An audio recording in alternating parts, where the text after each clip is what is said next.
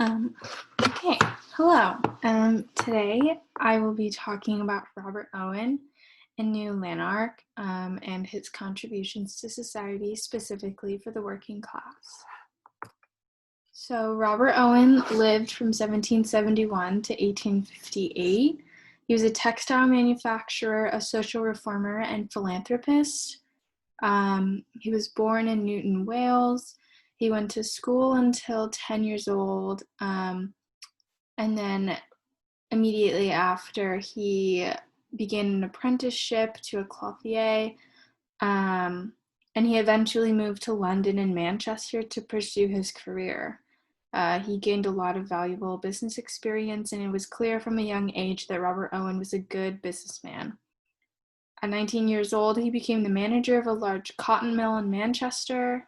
Not only was he the first to use the first American Sea Island cotton imported into Britain, but he also improved the quality of the spun cotton. He met his wife, Caroline Dale, in 1799, who introduced him to her father, David Dale, the former owner of New Lanark. So later that year, Owen and his business partners purchased New Lanark mill from his father-in-law, David, and started managing the mill in 1800. It is located in Lanark, Scotland, and it is one of Britain's largest cotton spinning operations. Richard Arkwright, who is an entrepreneur and partner of David Dale, utilized its water source, which is the Falls of River Clyde, as the main energy source of the mill's machinery to spin their cotton and produce their woolen yarn. So that picture on the bottom left is a picture of the machinery that Richard Arkwright created. In terms of employees, there were about 2,000 individuals, 500 of which were children.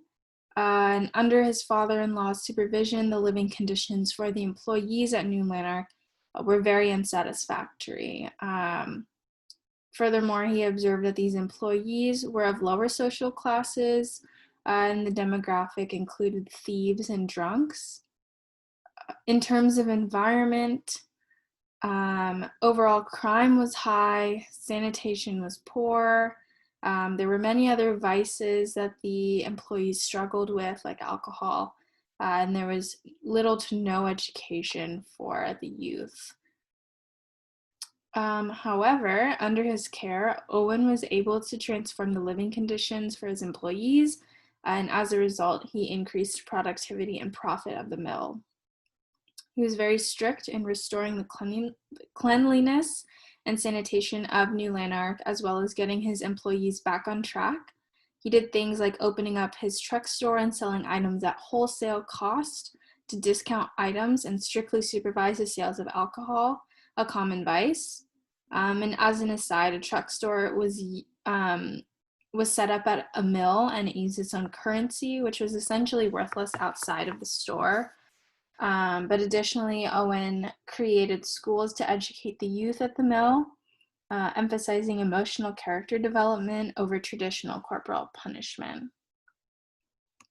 So this leads into his philosophy of utopian socialism. And so Owen thought that human character is formed by factors that individuals can't control, and this creates an inherent irresponsibility. So individuals cannot be praised or blamed for things out of their control. His solution to this dilemma was to put people in controlled environments, specifically the physical, moral, and social aspects, starting at an early developmental stage. Not influenced by Enlightenment, this philosophy is actually more aligned with the values of the scientific revolution. I think that the Enlightenment definitely emphasized more human freedom and autonomy, and here you can see that Owen believed that humans needed to be controlled in this utopian type of space. and how it applied to the Industrial Revolution is that the economy was suffering due to the many Napoleonic Wars, and Owen's advice on how to alleviate this industrial concern was to address the underlying issue of competition between human labor and machinery. And his ultimate prescription was self-sufficient communities, which essentially is his view of socialism. So his philosophy on socialism gave rise to the cooperative movement, which is defined by unity in cooperation. He believed a utopian society would create a superior social, intellectual, and physical environment. Ideally, it would be about 1,200 people living communally. There would be common spaces like the kitchen and dining halls. And each family has a private apartment caring for children under 3 years old. And then after 3 years old, the community would raise the children.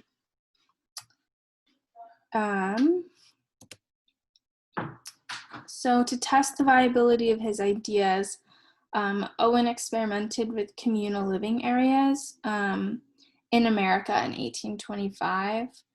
His most famous is New Harmony, Indiana. In 1825, he gave addresses in the House of Representatives to Congress outlining his utopian vision, which notably were the first discussions of socialism in the Americas. And important figures who were part of this conversation included John Adams, Thomas Jefferson, and James Madison. In January 1825, Owen purchased 30,000 acres of an existing town on the Wabash River. Previously, this property was owned by George Rapp's Harmony Society, which was a German religious group, which strayed away from the Lutheran Church but relocated to Pennsylvania. So some of the problems that were encountered at New Harmony included that the demographic seemed like it was not the best fit for the longevity aspect Owen was aiming for. Various freeloaders and adventurers decreased the efficacy of the community Owen was trying to build. In addition, Owen went back to Britain frequently and traveled elsewhere instead of staying at New Harmony to promote his socialist philosophy and the cooperative lifestyle. He left his 2 sons who had settled in New Harmony to manage the progress of the society. And even Owen's son confessed that he thought it might be very difficult for the residents to acclimate to this utopian lifestyle, as it was very radically different from the normal life that these residents had lived previously. In addition, there were differences in opinion about the form of government in New Harmony and what their religious stance was. Specifically, Owen controversially believed that religion inhibited human progress.